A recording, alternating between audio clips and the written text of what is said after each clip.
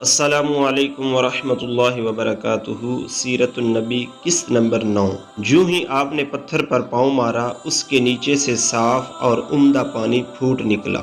انہوں نے ایسا پانی پہلے کبھی نہیں پیا تھا، خوب سیر ہو کر پیا۔ پھر انہوں نے پوچھا، بھتیجے کیا آپ سیر ہو چکے؟ نبی کریم صلی اللہ علیہ وآلہ وسلم نے فرمایا، ہاں۔ آپ نے اسی جگہ اپنی ایڑی پھر ماری اور وہ جگہ دوبارہ ایسی خشک ہو گئی جیسے پہلے تھی۔ حضور نبی کریم صلی اللہ علیہ وآلہ وسلم چند سال اپنے دوسرے چچا زبیر بن عبد المطلب کے ساتھ بھی رہے تھے۔ اس زمانے میں ایک مرتبہ حضور صلی اللہ علیہ وآلہ وسلم اپنے ان چچا کے ساتھ ایک قافلے میں یمن تشریف لے گئے۔ راستے میں ایک وادی سے گزر ہوا۔ اس وادی میں ایک سرکش اونٹ رہتا تھا، گزرنے والوں کا رستہ روک لیتا تھا، مگر یوں ہی اس نے نبی کریم صلی اللہ علیہ وآلہ وسلم کو دیکھا تو فوراً بیٹھ گیا اور زمین سے اپنی چھاتی رگڑنے لگا۔ آپ اپنے اونٹ سے اتر کر اس پر سوار ہو گئے۔ اب وہ اونٹ آپ کو لے کر چلا اور وادی کے پار تک لے گیا۔ اس کے بعد آپ نے اس اونٹ کو چھوڑ دیا۔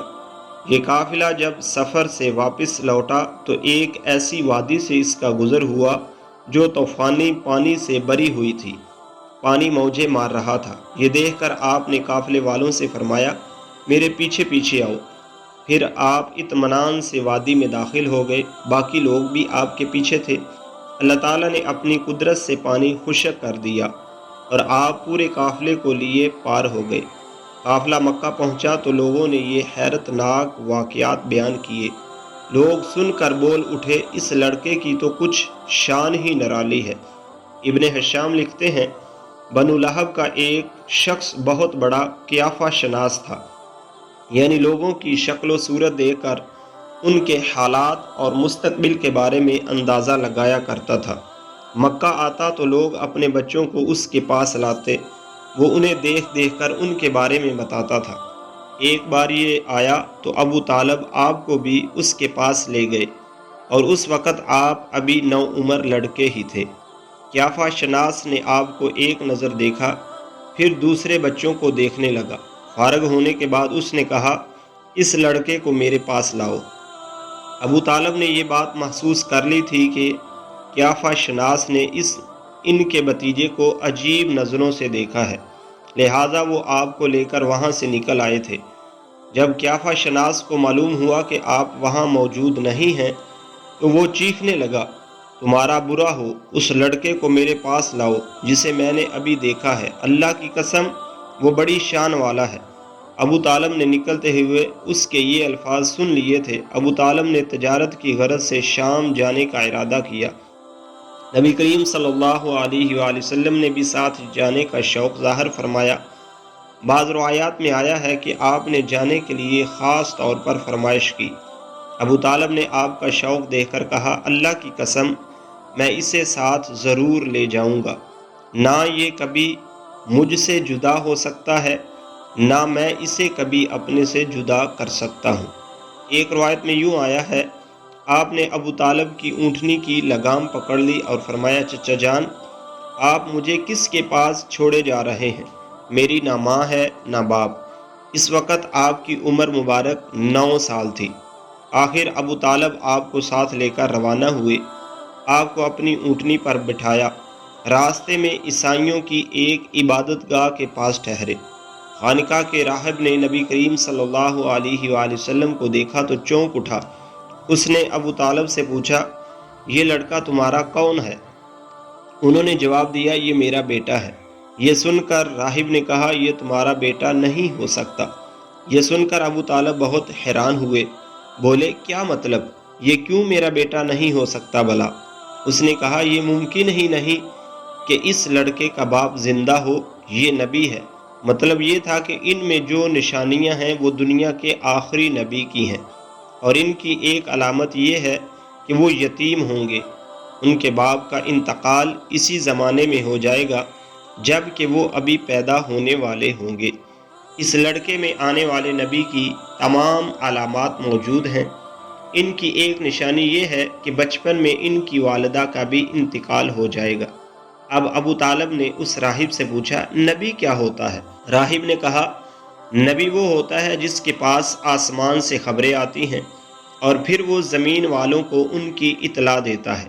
تمام یہودیوں سے اس لڑکے کی حفاظت کرنا۔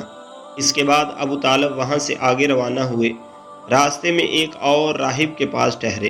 یہ بھی ایک خانقاہ کا عابد تھا۔ اس کی نظر بھی نبی کریم صلی اللہ علیہ وآلہ وسلم پر پڑی تو یوں ہی پوچھا، یہ لڑکا تمہارا کیا لگتا ہے؟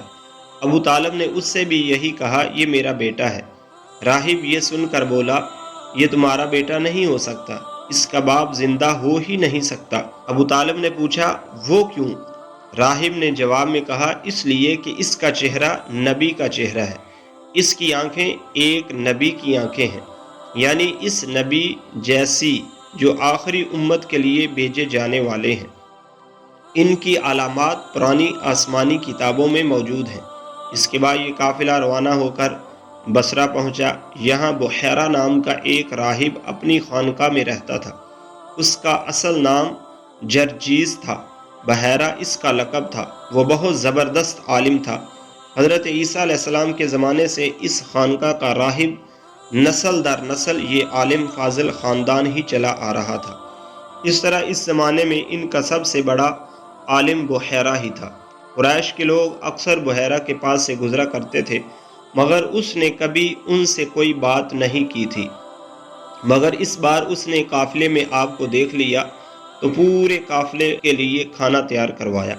بحیرہ نے یہ منظر بھی دیکھا کہ نبی کریم صلی اللہ علیہ وسلم پر ایک بدلی سایہ کیے ہوئے تھی۔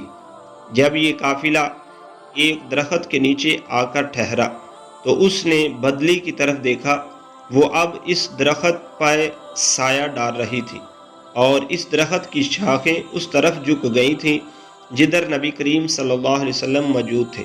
اس نے دیکھا بہت سی شاخوں نے آپ کے اوپر جمگڈا سا کر لیا تھا۔ اصل میں ہوا یہ تھا کہ جب نبی کریم صلی اللہ علیہ وسلم اس درخت کے پاس پہنچے تو قافلے کے لوگ پہلے ہی سایہ دار جگہ پر قبضہ کر چکے تھے۔ اب آپ کے لیے کوئی سایہ دار جگہ نہیں بچی تھی، چنانچہ آپ جب دھوپ میں بیٹھے تو شاخوں نے اپنا رخ تبدیل کر لیا اور آپ کے اوپر جمع ہو گئی۔ اس طرح آپ مکمل طور پر سائے میں ہو گئے۔ بحیرہ نے یہ منظر صاف دیکھا۔ آپ کی یہ نشانی دیکھ کر اس نے قافلے والوں کو پیغام بھجوایا، اے قریشیو، میں نے آپ لوگوں کے لیے کھانا تیار کروایا ہے۔ میری خواہش ہے کہ آپ تمام لوگ کھانا کھانے آئیں، یعنی بچے، بوڑھے اور غلام سب آئیں۔ بحیرہ کا یہ پیغام سن کر قافلے میں سے ایک نے کہا، اے بحیرہ، آج تو آپ نیا کام کر رہے ہیں، ہم تو اکثر اس راستے سے گزرتے ہیں، آپ نے کبھی دعوت کا انتظام نہیں کیا، پھر آج کیا بات ہے؟ بحیرہ نے انہیں صرف اتنا جواب دیا، تم نے ٹھیک کہا، لیکن بس آپ لوگ مہمان ہیں اور مہمان کا اکرام کرنا بہت اچھی بات ہے۔